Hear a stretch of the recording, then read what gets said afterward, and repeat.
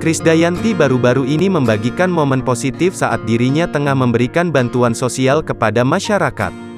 Diketahui perempuan 47 tahun itu nampak memberikan sembako kepada warga yang berlokasi di Cilandak, Jakarta Selatan.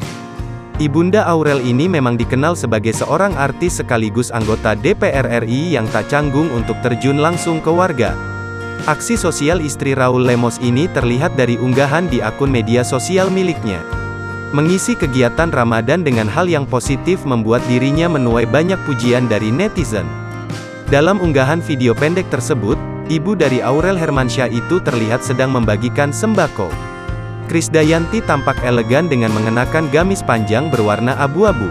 Pelantun, menghitung hari itu tampil cetar dan mencolok dengan makeup yang menghiasi wajah mulusnya. Dengan makeup natural pada wajahnya, kecantikan Krisdayanti begitu terpancarkan.